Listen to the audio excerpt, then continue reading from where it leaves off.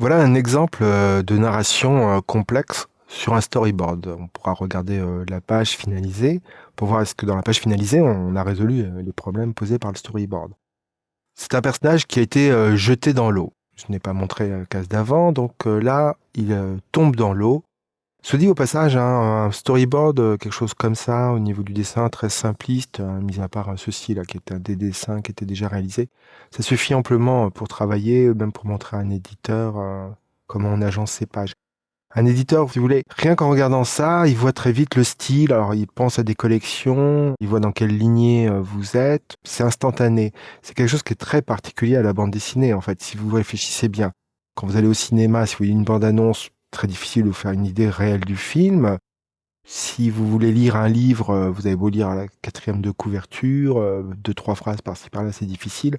La bande dessinée, c'est quelque chose, on ouvre un album, on voit quelques pages et on referme, on lit deux, trois bulles, on voit très très vite dans quoi on va aller ou ne pas aller, hein. Alors, le personnage tombe dans l'eau. C'est noir. Pourquoi c'est noir? Eh bien, c'est noir parce que c'est dramatique et parce qu'il est en train de couler. Ensuite, il dit veut pas mourir. Là, il y a un gros plan avec son œil. C'est peut-être pas complètement évident, mais bon, c'est pas dramatique. C'est pas ça le plus important. Au loin, on voit des bulles. D'ailleurs, il dit des bulles et il dit de l'air. Et du coup, il s'accroche à des herbes sous-marines pour se rapprocher des bulles. Il essaye désespérément d'en attraper et il dit sauver, sauver. Et là, en fait, si vous voulez, il tète le tuyau. Et là, il dit oh non, le trou est trop petit. Il dit si je pouvais casser ce tuyau. Mais il me faudrait, et là on voit en fait, je vous explique certaines choses parce que c'est quand même un rough, il me faudrait du corail. En fait là, ce qu'on voit ici, c'est du corail dans ce projet d'histoire, dans Hollow Moon. Le corail joue le rôle d'une plante qui donne des forces. Et là on voit une main d'enfant qui se dirige vers du corail. Et en fait on comprend que c'est un flashback. Qu'est-ce qui lui arrivait à Hiroe? Il a encore voulu goûter au corail. Avec ou sans corail, il restera toujours une femmelette. Là, c'est un des personnages adultes, mais qui est censé être jeune. Mais au niveau de son visage, je ne l'ai pas assez travaillé comme un jeune. Il ressemble trop à une tête d'adulte.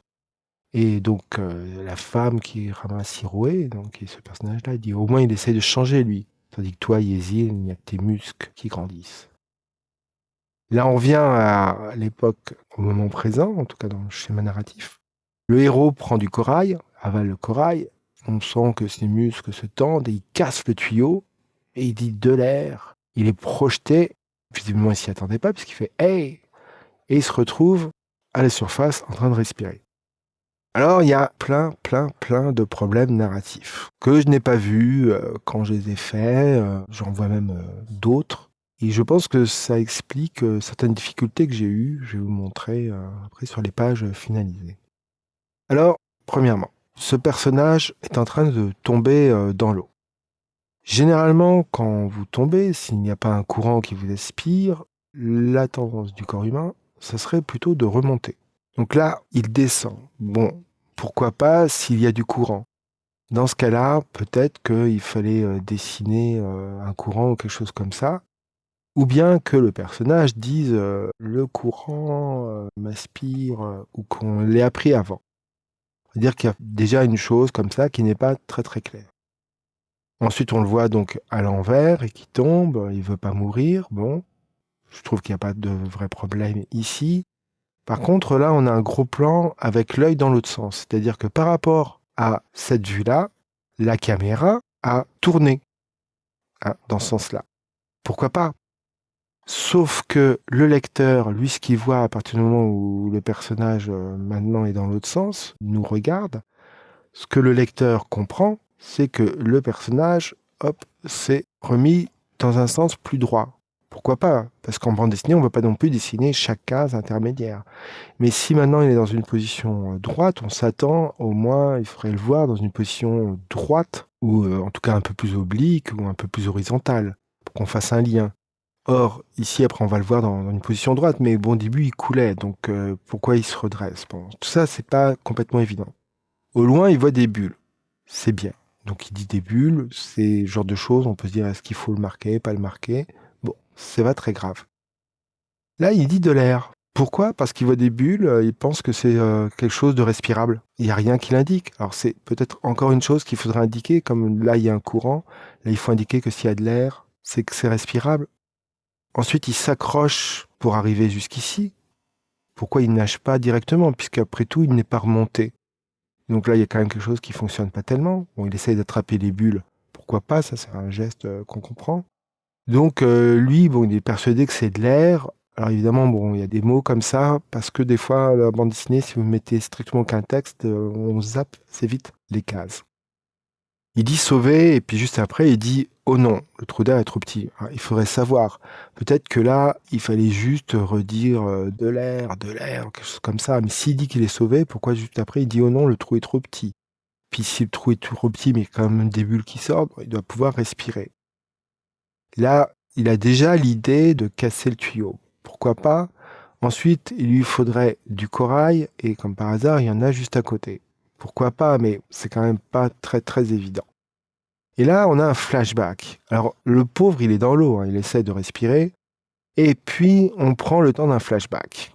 Alors, évidemment, pour le lecteur, il se dit, bah, il a quand même une sacrée capacité thoracique. On est dans le grand bleu. On a un flashback qui est un petit peu la scène dont parle Hitchcock dans ses interviews avec Truffaut, c'est Jack Explain All. C'est-à-dire, vous voyez un film et il y a plein de choses. D'un seul coup, à la fin de Psychose, bon, c'est les producteurs qui lui avaient imposé. Il y a le psychiatre qui arrive et qui dit, bah oui, Norman Bates, il avait eu ceci, il a vécu avec sa mère et tout, alors que le spectateur a déjà tout compris, bon, c'est pas grave. Et donc il y a pas mal de mauvais films, voire certaines bandes dessinées qui essayent de faire des côtés un peu feuilletonesques, où on sent qu'à la fin, bah, le scénariste ou le dessinateur a accumulé beaucoup de choses, beaucoup de points d'interrogation, puis d'un seul coup, il y a quelqu'un qui va parler blablabla, blablabla, blablabla. Et là, donc, on nous explique un antagonisme entre ces personnages. Pourquoi pas? Mais même c'est une scène à l'intérieur d'une scène qui logiquement doit se dérouler rapidement. On a un flashback avec une lecture et tout ça. Donc le temps est en train d'être étiré. Donc là, le personnage mange. Pourquoi pas? Il devient fort, il casse les tuyaux, pourquoi pas? Alors, ce que l'on s'attend quand même, c'est que juste après, bah, il essaie de respirer, parce qu'en plus, avec tous les efforts qu'il a fait, non, il est projeté. Alors, il est projeté juste par des bulles.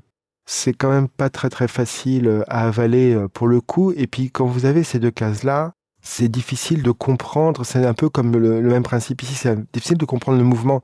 C'est-à-dire que pour le lecteur, ça peut être simplement comme si ici, lui, il s'était retourné, donc c'est pas très très évident de donner un mouvement qui en plus est sur la gauche, avec ce personnage qui est aspiré, maintenant, qui est poussé par les bulles vers le haut, puis qui à la fin ressort. Le lecteur, quand il voit la page, pour lui aussi, il y a un côté physique où le personnage est là, puis il est là, puis il est là. Donc le mouvement, c'est quelque chose comme ça. Alors que là, il aurait fallu un mouvement nettement plus dynamique vers le haut.